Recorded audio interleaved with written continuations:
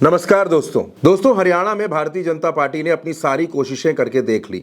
Narendra Modi, Amit Shah, JP Nadda, BJP के तमाम नेता, अलग अलग राज्यों के सांसद, विधायक, सबने मेहनत कर डाली, गली गली घूम लिए, लेकिन हरियाणा का मिजाज भारतीय जनता पार्टी के हिसाब से अब तक नहीं हो पाया। यानी अब तक हरियाणा के लोग भारतीय जनता पार्टी को एक्सेप्ट नहीं कर पा रहे। और ये बात बीजेपी भी समझ रही है। बीजेपी को समझ आ रहा है कि 5 अक्टूबर को जब वोटिंग होगी तो ये दांव चलने वाले नहीं है। मोदी की गारंटी, राम मंदिर की बातें, धर्म की बातें, आरक्षण की बातें, जाति की बातें, ये सब हरियाणा के लोगों को समझ नहीं आ रहा। हरियाणा के लोग सीधे सवाल पूछ रहे हैं, सीधे सवाल कि 10 साल से आपकी सरकार हरियाणा में है, बेरोजगारी को मिटाने के लिए क्या किया, युवाओं को नौकरी देने के लिए क्या किया? इन सवालों के जवाब दीजिए। तो दोस्तों, जब इन सवालों के जवाब नहीं है तो फिर भारतीय जनता पार्टी क्या करे? तो फिर प्रधानमंत्री नरेंद्र मोदी क्या करे? अब नरेंद्र मोदी कुछ ऐसा करने जा रहे हैं जो भारतीय लोकतंत्र में आदर्श आचार संहिता की धज्जियां उड़ा देगा।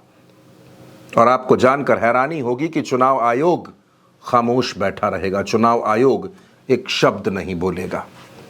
सन्नाटा पसर गया है चुनाव आयोग में, क्योंकि प्रधानमंत्री कुछ ऐसा करने जा रहे हैं। दोस्तों, 5 अक्टूबर को हरियाणा में वोटिंग होगी।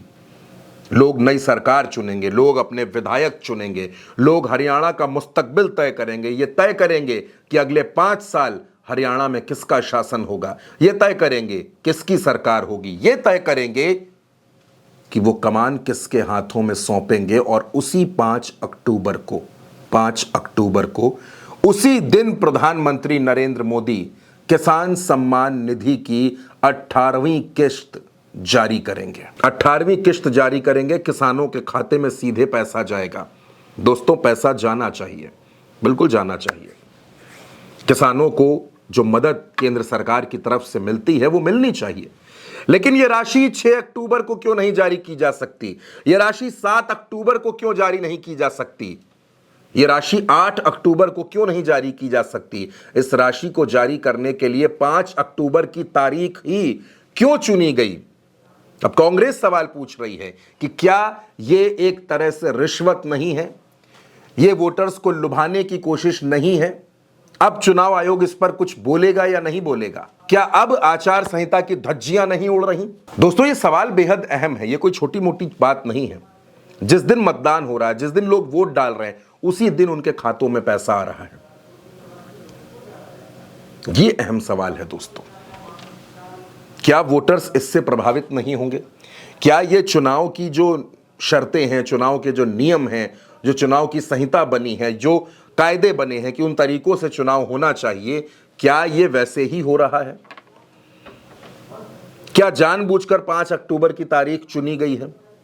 ऐसी कोशिश की जा रही है कि 5 अक्टूबर को जब हरियाणा के लोग, हरियाणा के किसान, हरियाणा के बुजुर्ग, हरियाणा की महिलाएं वोट डालने के लिए जाएं और उनके खातों में पैसा आ जाए, उसका मैसेज उनके फोन पर आ जाए, और उसके बाद जो बाजी हाथ से निकल गई है, हरियाणा की लड़ाई जो भारतीय जनता पार्टी लगभग हार चुकी है, अब उसको जीतने के लिए भारतीय जनता पार्टी ये कोशिश कर रही है ताकि किसी भी तरह से कुछ भी करके हरियाणा की सत्ता बचा ली जाए। दोस्तों, बात सिर्फ इतनी सी नहीं है।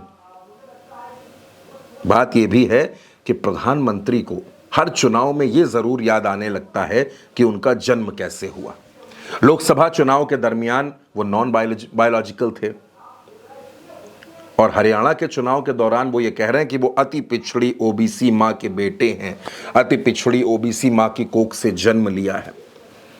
चुनाव में जब बात होनी चाहिए विकास पर, रोजगार पर, बेरोजगारी पर, महंगाई पर, महिला सुरक्षा पर, इन तमाम बातों पर चर्चा होनी चाहिए, बात होनी चाहिए, तब प्रधानमंत्री बात किसकी कर रहे हैं कि जन्म कहां लिया, किस जाति में जन्म लिया, और जिस दिन वोटिंग है उस दिन किसानों के खाते में पैसा भेज रहे हैं। अब दोस्तों, चुनाव आयोग इस पर कोई प्रतिक्रिया देगा, नहीं देगा? यह कार्यक्रम स्थगित करवाया जाएगा, नहीं होगा? 5 अक्टूबर को वैसे ही पैसा आएगा? यह सवाल दोस्तों बेहद अहम है, और कांग्रेस भी इस पर लगातार सवाल खड़े कर रही है। आपकी जो भी राय हो इस खबर पर, इस वीडियो पर अपनी राय जरूर दीजिएगा। बहरहाल हरियाणा का चुनाव दोस्तों टफ फाइट में है, टफ फाइट है 5 अक्टूबर, और 5 अक्टूबर को ही प्रधानमंत्री नरेंद्र मोदी किसान सम्मान निधि की राशि जारी कर रहे हैं। फिलहाल के लिए इतना ही, नमस्कार। आम जनता तक माइक पहुंचाने वाली देश की पहली महिला पब्लिक रिपोर्टर प्रज्ञा मिश्रा जी एक ब्रेक के बाद सड़कों पर दोबारा लौट रही हैं। जल्द शुरू होने जा रहा है सरल, संपूर्ण, सच्चे शो कटिंग चाय का सीजन 2।